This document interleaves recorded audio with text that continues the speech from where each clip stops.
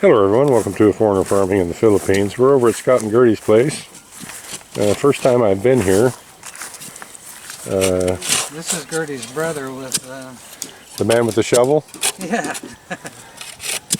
So they've got a Hectare here. When did you buy this place? About a month ago. About a month ago. And so they're experiencing the trials and tribulations of property development here in the Philippines. So they're digging in this is the ditch for the footing for their fence. So are you going to go, how far are you going to go on this fence? All the way around. All the way around. It's 400 meters, and I added the 10% for mess up, whatever. What do you think that's going to run you? Let's see, the first guy that we put an order for the whole amount. You're contracting it? No. Oh, okay.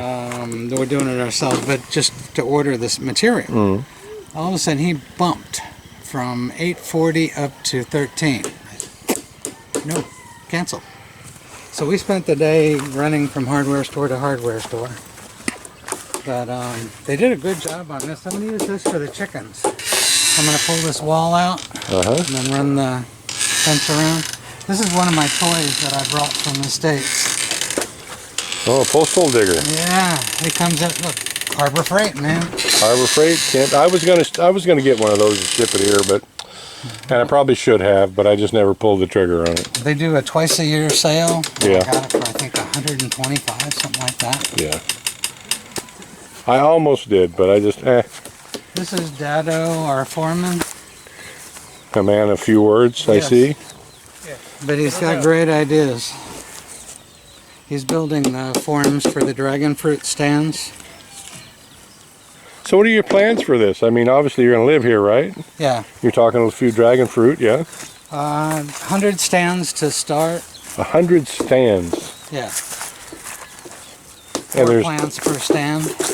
So you're gonna be in the dragon fruit business. Well, the first harvest should pay off the investment for cement, rebar, the seedlings. There's a whole lot into it. Takes money to make money. Yeah. The first 100 should net about 250,000 pesos every 6 months. There you go. The idea is, anything happens to me, the property's paid for, the house is paid for, the vehicles are paid for. And Gertie has some income. Gertie has an income with little amount of work. Sounds like a plan to me. The property line is up here. See, even the squatters got dragon fruit to go, and it's flowering. Yeah, I don't know what we did wrong with the dragon fruit. We got some from Mike and Bonnie. Yeah, I remember the video you did. And I think it was planting technique. I was busy. I didn't have anything to do with it. Marcel had Ippy. I think she just basically put it in the ground like an inch. I don't think it was watered properly. I don't know anything about dragon fruit, so I didn't get involved in it. Well, we've been studying. But it all died in about 2 weeks. Yeah. We've toured a couple of dragon fruit plantations, and we got a guy that's been a worker on one of them that we gave a lift home to. That's gonna work on weekends, unbeknownst to his boss. And there's some trade secrets that go with that. Uh-oh. I might have to edit out this part of the video. So what's this supposed to be right here? This was the fish pond. The guy was so bad at operating it, he was teetering right there. And I ran down here and said, no. I said, you know, they've got the shovel in front. Yeah. I said, plant the shovel now. And he climbs out and he's looking, and I said, use your bucket, hook it, and pull yourself up. And he scratched his head for a while. I thought, yeah. He doesn't even know how to crab himself out of a hole. So I'm thinking, we paid the equivalent of about $250 for 5 hours. Now in the States, from Taylor Rental or Sunbelt, I can get $500 for a front end loader, dropped off Friday night, picked up Monday morning. Yeah. I mean, and even if I paid an operator in the U.S., it would be cheaper than here because they could do it in one day. But this is my nightmare. So how deep is that? Like 3 feet? I told him 3 meters, and Dado said he made it about 4. So that's 12 feet deep. Yeah, and that's not what I wanted. Well, it makes it kind of tough to get in and out of it since it's like I tried to explain. How are the guys going to get the fish out? Yeah. It's a swimming pool. It's a 90-degree instead of a bowl. So a lot of it's a communication thing, I guess. Yeah. I think a dozer would have been better. Oh, I agree. I wanted a front end loader, but it's broken. It's okay. Out of stock, sir. Well, But I don't know. I guess the shear, 3 shear walls would be okay, but you need at least one access ramp walk in, yeah. to get down into it and get out of it. I think we're going to go ahead and put the net in before the fish and leave the net in the water. Are you going to do all in, all out? Yeah. Okay. Tilapia? Yeah. Yeah. I don't know. There's in Ubai. It's part of the government program. And Gertie has been talking to them about the shrimp with all different. Okay, this is another question. This water right now, because it's June and July, has a salt tint to it. It's not salted because they had watermelon in here, and they were using this well to water the watermelon. And if it were salted, it would have killed them. I take it from those Mangrove or the palm nipas? Yeah, the nipas there, that we're real close to sea level. Yes. Yeah, there's no getting around that. That is filtered seawater. That's what that is. Yeah. And you're not going to get rid of it. They said it's only a couple months a year, though. Or full moon, high tide. Well, yeah, full moon, high tide. It'll be, and that won't hurt them. Yeah. That won't hurt the tilapia. But Dado's got a small farm of his own, and he's given me some really good ideas. Yeah, on we're stuff. actually going to be, and stay tuned, everyone. We're going to do a test raising tilapia in the ocean at the fish pen. Oh, cool! All right. So, because somehow out of the pond one of the ponds that we harvested from, there were some tilapia in it, fingerlings. Wow. And when we harvested the fingerlings and put them in the fish pond, the tilapia were with them. And I was always under the impression that tilapia cannot do 100% salt water. Right. They just won't do it. But they're still in there, and they're like this big now. Wow. That's interesting. I'm kind of maybe it's because they were raised in a brackish water pond, a mix of salt and fresh from fry. Yeah. That perhaps that acclimated them to it enough to where when they went into the ocean that they were cool with it. Wow, that's interesting.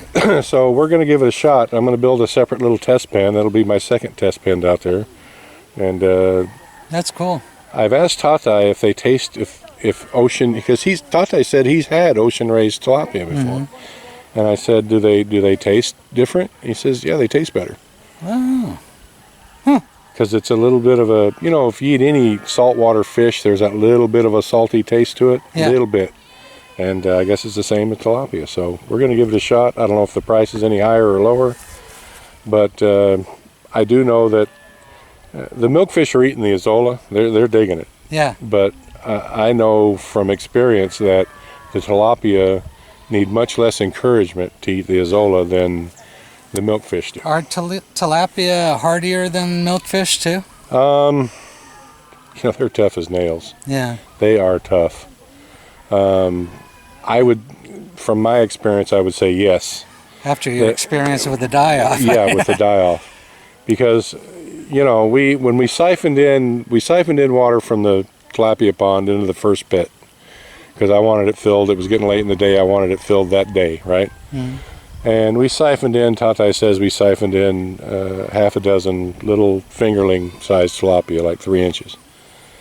and I didn't pay any attention to it. I could see when I was down there harvesting once in a while or watering the corn, I'd see a little wake in the water, so I knew they were still there, right? And then we had all this problem in the last month. No water, nitrogen concentration, the water going way down, and I hadn't put any water in any of the azolla for like 2 weeks. So that first pit got down to like a half an inch of water in it. And from those first 6 that had been in there were adults in there that were, I don't know, 400 grams. Wow, so they'd been eating the azolla. They'd been having a good life. Wow. But they had also spawned. And I've got like, I don't know how many hundreds of little tilapia fry in that first pit. Bonus. And there's some longer ones in there, about 6 inches long. They might go 200 grams. And they're so used to swimming in water that's 1.5 inches deep, they kind of swim sideways at a 45-degree angle. I kid you not. They swim through the water like this instead of, they swim like this. And I would imagine they're big enough to breed too. So I may, I'd never intended to run the tilapia with the azolla, because they will eat a lot of it. But I might turn a couple of those pits into spawning specific pits, so that I could go in and get fry whenever I wanted. That's cool. And move them. That's really cool. But yeah, I'm loving it. So they were supposed to come today, changed it to Thursday. Who knows? At least have them dig you a ramp. Yeah, I mean, I was kind of catch-22. I have to have them finished it. He stacked the dirt on the top of the hill instead of the lowest place. Well, of course. Is this as big as you wanted it? Yeah, well, pretty much. Water area. That's the size you wanted. Yeah. Water area. You just wanted some. It's going to go back. There was stakes up here somewhere. There's one right there. Yeah, right to there. So you really want, and well, there's a couple stakes here. Yeah, so it could come up to right here. So it's about half as big as you wanted. Yeah. You know the motor pool in San Roque where your friend Michelle? Yeah. She informed us she was already a movie star. Mr. Brian. Yeah. She's got a azolla now. Beautiful. Yeah. I hope I've started a trend here. Yeah, she's got all kinds of interesting fruit trees too. Amazing. Free. I like that free thing. I like that free thing too. Which kinds of? Just all different ones. Jackfruit. Some of them I hadn't never heard of. Gertie had. There's my well.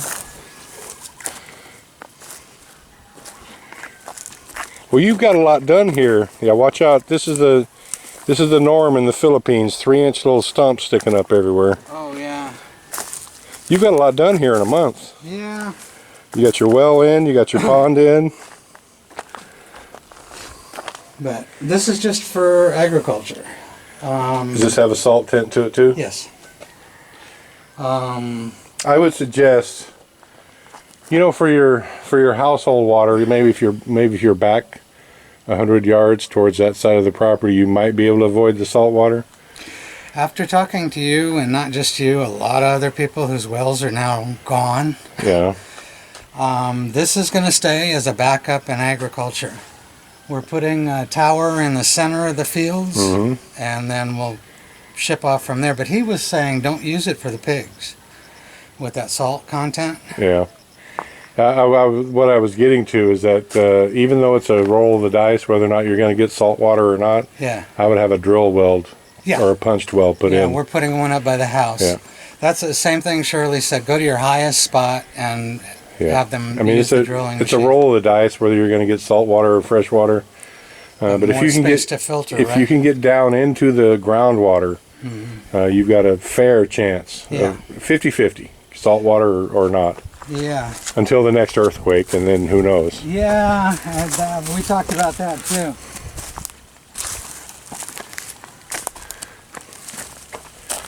Or you could just do like we're doing and just buy bottled water for drinking and cooking. Well, you kind of got no choice on that. I had my first experience with food poisoning. Oh, goody. Yeah, lost about 10 pounds. Hell of a diet plan. I guess that'd work. Where did you catch it? Maybe I'll have to go there and have a meal or two. I don't. We had some lechon that I know it had been sitting out all day. Yeah. Well, they can do it. The Filipinos can do it, but us, yeah. meat sitting out for 12, 18 hours will get us to losing 10 pounds in a hurry. Yeah, my friend had a doctor friend who pulled in a strip for me, and that worked in 5 days. Beautiful. So I'm taking it this was all just jungle back in here? Oh yeah. The boys have worked hard. My land goes down to the Nipa. Uh-huh. That's timberland over there. And this pond here belongs to DNR.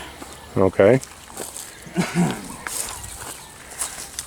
And I told you people come out of the woodwork, Yeah. especially when they see a foreigner walking on the property.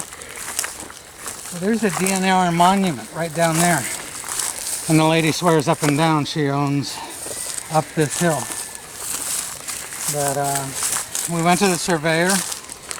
We went to the municipal building. And they said, well, you have all the documentation. If she's serious about it, tell her to file a complaint. So that's what we did. Yeah, Mike had some problems with that too, but it was with family. Well, it was distant family. But that's all DNR. And I thought this one was too. Except when we went to the municipal and pulled it up, this section right here belongs to an individual. That's DNR, that's DNR. But they haven't finished clearing here. It's beautiful here. It's nice and quiet. You can kind of see where I took spray paint and I painted poles by my monuments in orange. Yeah. And that goes all the way across and down by the rice fields. So the rice fields there are not yours? No. We figured we'd put the house up here. And I love that tree. And Dado wanted to cut it. He said, oh, it's beautiful wood. We can get boards out of that. I said, no, I want that tree. Yeah. But he was talking about building a tree house for his kid. Well, that'd make it a beautiful one. Yeah, and I said, well, I want a guest house up there. Especially the Filipino relatives don't mind. This is not flat, but it's not the side of a mountain either. No. It's a nice piece of property. Yeah, I think we're going to try putting the drill well over in that area, closer to the rice fields, away from the ponds. So you're going to put your house in between us and that big tree? Somewhere in here, I guess. Somewhere in here? I mean, it is a kind of a pretty view. It is. And it's quiet. San Roque sucks. I mean, my windows rattle all day long. Well, that's the thing. And then, as a heads up to foreigners coming here, if you're into peace and quiet, don't go anywhere near a town. You've got to get something out in the province, just like this, just like what Scott has, just like what I have, or else the karaoke is going to drive you insane. they still have to finish clearing this bottom part down. Well, you've done a lot of work here in a month. Yeah, I mean... how many man crew have you had going? Well, one time we had 6, and then now we're at 4. Gertie's brother is in engineering school, marine engineer. And of course in Cebu they're locked down and closed up, So are you wanting to keep this cleared? Yeah. Alright, well I know it's more time, it's more labor, but they need to take those stumps out. Well, and if I had a decent backhoe operator, it would, I mean, if he'd let me use the backhoe for half a day. Did you go to the, Marcel knows his name, I can't remember. Or the director? No, the guy who has a dozer. Oh, yeah, Shirley suggested doing a private one. I need that pond taken care of before the rain washes the dirt back in the hole. I mean, it wasn't cheap. It was 3,000 pesos an hour. But the operator was pretty fair. That includes the operator fuel. Probably to get it out here, it'd be $10,000 to drop it here, or 10,000 pesos. Yeah. But it would save you that much, and just pushing these, just going under these stumps a little bit and pushing them over. Everywhere in the termite mounds. Yeah, and because what happens, you can see on that stump right there. A year from now, you won't be able to tell that you cleared any of this out because they'll just grow right back from the stumps. Yeah. And it's not just that. This stuff right here, you know, I don't know about you, but I'm not nearly as nimble on my feet as I used to be. And stuff like this that's hanging up out of the ground 3 or 4 inches, and you're just wandering around, you're not thinking, and you hit one of those 3 or 4 inch spikes there, and then you're doing a face plant, and those aren't much fun. Definitely. You know the inside of the termite mounds, right? That looks like a honeycomb, bee honeycomb. Filipinos do amazing things with that stuff. What do they do with it? They grind it up and make a waterproofing. That's what they do with their ponds. They take the rock part out of the middle, they grind it up, and they trowel it on the inside of their ponds, let it dry, put water in. Oh. Go figure. You can also, somebody told me you could feed it to animals. Well, it's termite poo, right? Yeah, yeah. I have no idea. I thought that was pretty cool. But I'm learning. What you thinking, ladies? We're looking. Sharing her plans to plants. So anyway, we didn't quite get to it. You were telling me about the cost to fence 1 hectare. So right. So 400 meters plus 10%. Because once you find something, you got to buy it because it won't be there tomorrow. Exactly correct. So we're finding around 11 per box. We need 70 boxes. 11,000 pesos. And you need how many boxes? 70. Oh no, 1,100 pesos per box. That's 6 meters. So 6 times 7. It's about 800,000 pesos plus labor. We found an option today because we started. It was 564. Yeah. Or 680 was the price we agreed on when we ordered it. Okay. Well, in Hectare, we found at the new hardware store on the right before you get into town. They have a 5-foot, and it's 2-inch holes. That's the whole thing. You can get the big holed one for a lot cheaper, but the big holed one are just ladders. True enough. But 564 pesos per box. And the box is what, 3 meters? 6 meters. 6 meters. Okay. So 6 times 7. So just for the chain link, you're at close to 800,000 pesos. Well, plus all the rebar. And so then the rebar, the labor, welding, a couple hundred kilos of tie wire. Yeah, concrete. 200 bags of cement. So when it's all said and done, you could be looking at a couple million pesos to fence this. I priced it originally at $750. That was going to be my cap. Yeah. I mean, it's tooth and nail every day.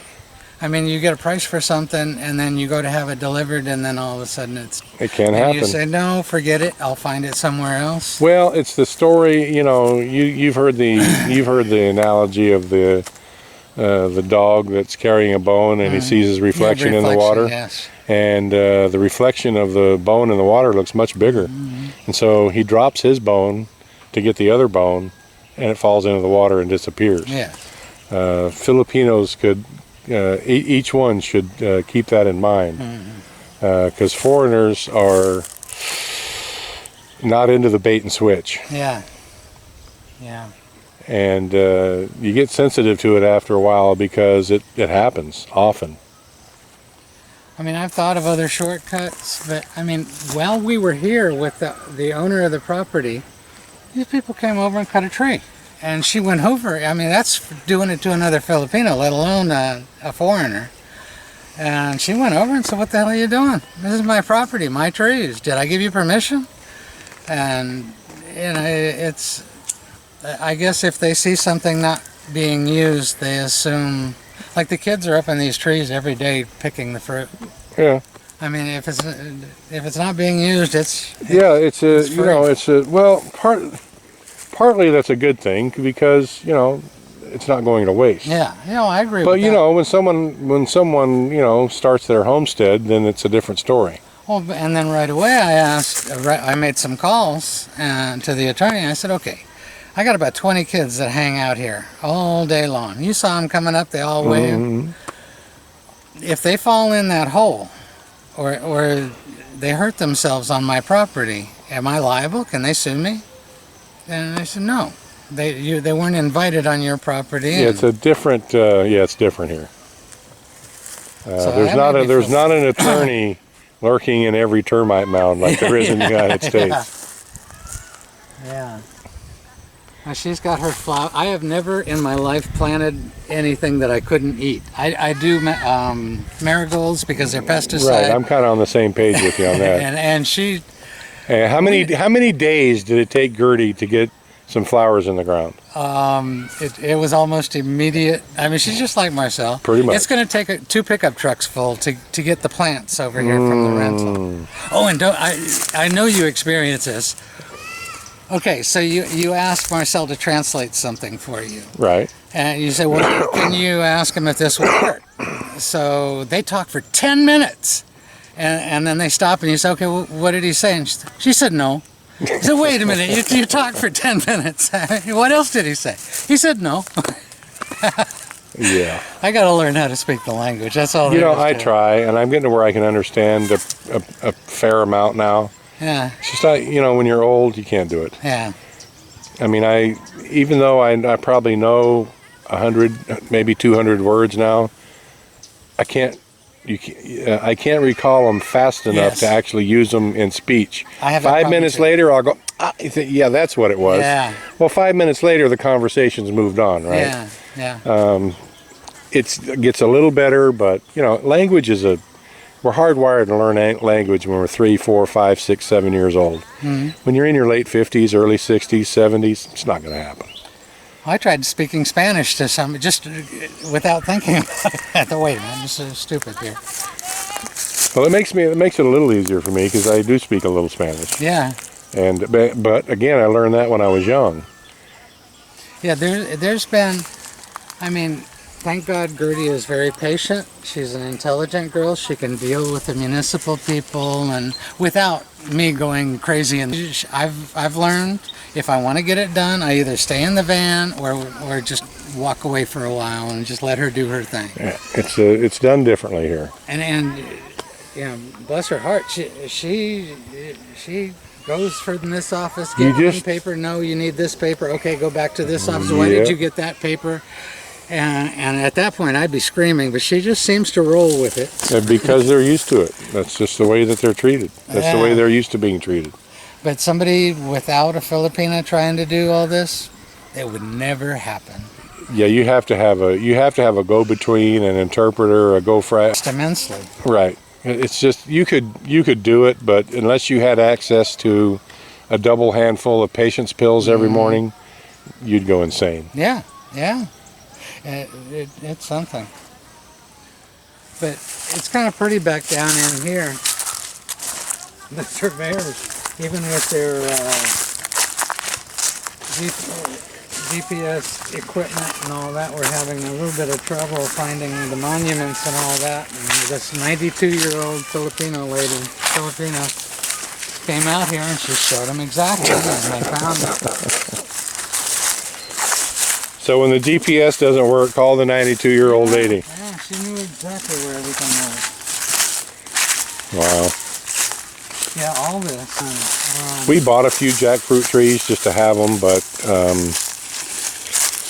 I'm an apricot, peach, plum, cherry kind of guy. How do you get those to grow here?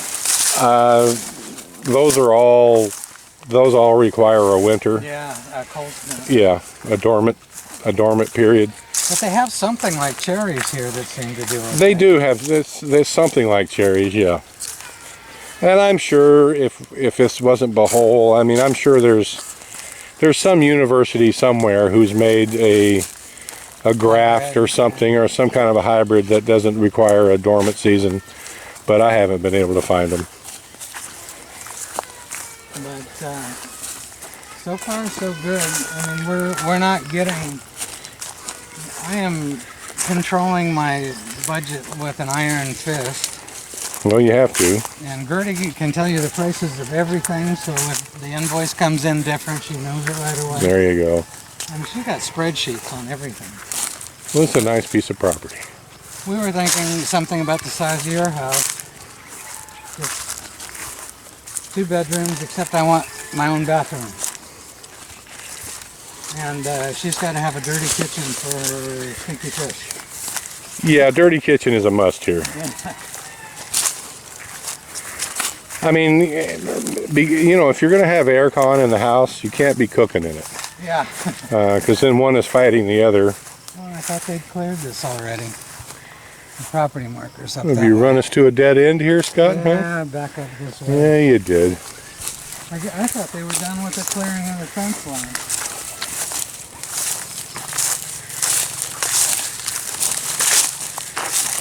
Tell you, this place is good exercise, man.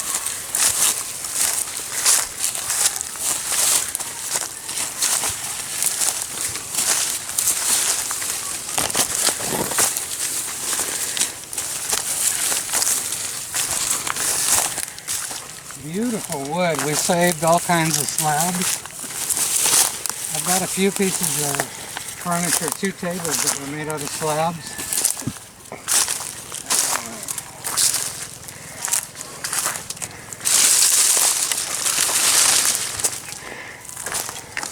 It's quitting time. Yeah, it's probably pretty close to 5 o'clock.